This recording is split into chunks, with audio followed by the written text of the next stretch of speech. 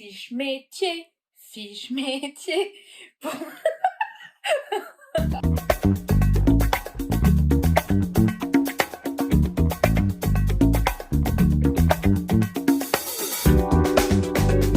Alors moi je suis Marion, je suis la directrice artistique et la cofondatrice de Dipongo. Moi j'ai fait une école de direction artistique, donc j'ai fait l'ECV à Bordeaux, parce que moi je suis bordelaise. Et ensuite, je suis sortie de l'ECV, j'avais 21 ans, je me voyais pas tellement commencer à faire de la direction artistique ou travailler. Donc, j'ai fait une année en plus à Sup de Pub, mais à Londres, spécialisée en direction artistique. Donc, ça m'a permis et de parler anglais et d'avoir un peu plus de connaissances dans la publicité. Et j'ai commencé à travailler dans la publicité, dans les agences de publicité en tant que directrice artistique à Paris. Donc rapidement, moi j'ai voulu sortir de ce monde-là parce que ça correspond. Enfin voilà, c'était pas ma façon de travailler. Je m'y sentais pas forcément à ma place et j'avais envie un peu d'autre chose. Donc je me suis mis en freelance et en même temps je suis devenue responsable d'une boutique de loisirs créatifs. Donc complètement autre chose, mais ça m'a permis de découvrir le management. De gérer toute une équipe de 6-7 personnes toutes seules, des commandes, etc. Ça m'a plu pendant un an.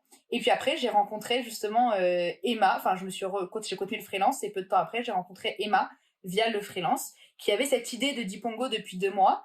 Et au départ, j'étais sa cliente. Donc, voilà, elle m'a acheté mes illustrations.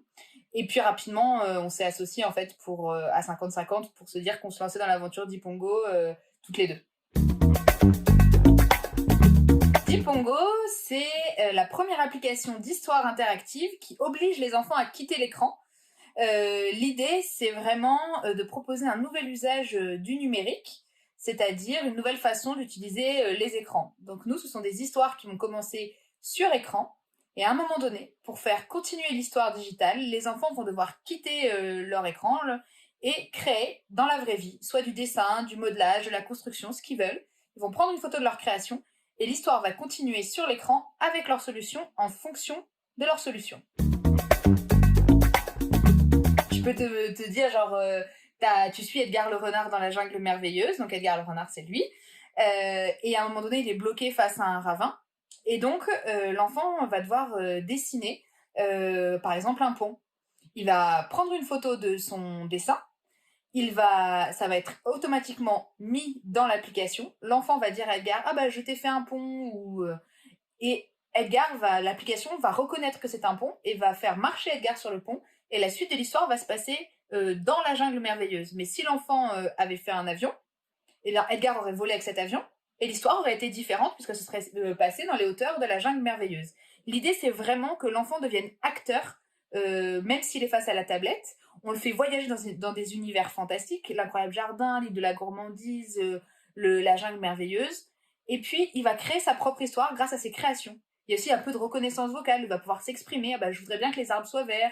Ah bah en fait, je voudrais prendre le chemin à droite. Bah non, en fait, je voudrais que le petit hérisson, il porte un chapeau de paille. Voilà, il va pouvoir s'exprimer et créer réellement sa propre histoire sur Dipongo et avec Dipongo. Je fais plus beaucoup, enfin je fais vraiment de la direction artistique, enfin je fais même de la direction de création, c'est-à-dire que je dessine plus, enfin presque plus. J'ai formé mon équipe de créa au dessin.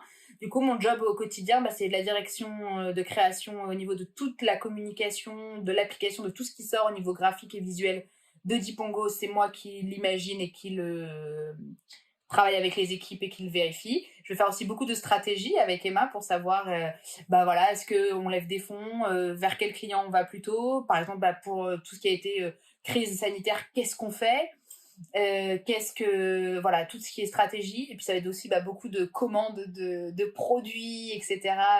Parce qu'on commence à travailler un peu avec la distribution, donc tout ce qui est commande de produits. Et puis surtout une grosse partie, quand ça y est, on a commencé à avoir des collaborateurs, c'est gestion du personnel.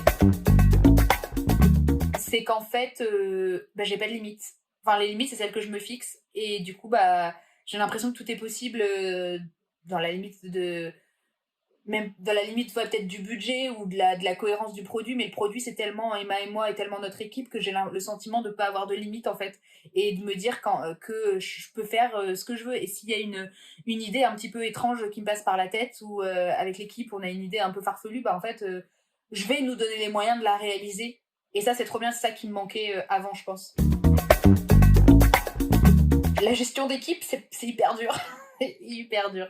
C'est hyper dur parce qu'on n'a pas été formé à ça avec Emma. Enfin, c'est pas notre métier. Maintenant, c'est du relationnel et on y arrive bien. On a une super équipe avec qui on s'entend très bien, mais c'est pas évident parce que forcément, nous, on est très transparente sur les chiffres, sur les problèmes ou les choses qui vont bien dans la société. Mais voilà, chacun a sa personnalité, chacun a ses envies, comprend les choses à sa manière et c'est pas toujours évident de réussir à fédérer tout le monde, à leur faire passer bien le message comme il faut et puis parfois c'est toute la journée et Marion ceci et cela et cela et cela et puis toi il est 18h en fait, ta to-do list elle a juste augmenté toute la journée. Moi, j'ai fait le CV, l'école de communication visuelle à Bordeaux, pour faire un master en direction artistique. Aujourd'hui, moi, c'est les personnes qui travaillent avec moi dans l'équipe que j'ai recrutée ont aussi fait le CV parce que ça me permet de me retrouver dans la manière de travailler. Et c'est une des écoles qui est chouette. Après, il y a des licences, il y a des DUT, enfin voilà, il y a plein de choses en graphisme qui sont possibles à faire. Il faut faire attention à choisir une école qui a des bonnes références et surtout se renseigner sur le nombre d'étudiants qui sortent et qui ont un boulot après ces écoles-là. C'est à peu près au départ, moi je parle en mensuel net, c'est à peu près 1800. Après, tout dépend de la boîte dans laquelle on commence, si c'est une grosse agence ou une petite, selon les ambitions qu'on a, mais c'est à peu près ça. Je ne vais pas conseiller aux gens de se lancer en cette période, donc je vais donner un conseil aux graphistes et aux directeurs artistiques, c'est que quand on fait un projet, un produit, une création, et qu'on a beaucoup de retours dessus, il ne faut pas se sentir remis en question soi-même sur la création qu'on a fait. C'est juste notre travail qui est à améliorer, ou en tout cas à améliorer dans le sens améliorer pour le client. Ça ne veut pas dire que ce qu'on a fait, c'est pas beau, c'est pas bien, c'est juste ce qu'on a produit pour le client, c'est passé en accord. Et voilà, c'est ça le conseil, c'est vraiment ne pas se sentir vexé ou à chaque fois se prendre un coup de poignard à chaque fois qu'on nous fait un retour, mais juste se dire voilà, c'est mon travail, c'est ça et j'améliore et vraiment se dire on n'est pas des artistes, on est là pour répondre aux exigences du client. Bien sûr, on va pas produire n'importe quoi parce qu'ils attendent des conseils de notre part, mais faut pas toujours se sentir remis en question. J'aurais bien aimé être un orc. Je trouve ça stylé. C'est-à-dire que c'est des grosses tribus matriarcales, c'est hyper intelligent, c'est pas que ça me ressemble, hein, c'est que j'aimerais bien l'être. Hein. C'est un peu mystérieux, c'est hyper familial, j'aime bien.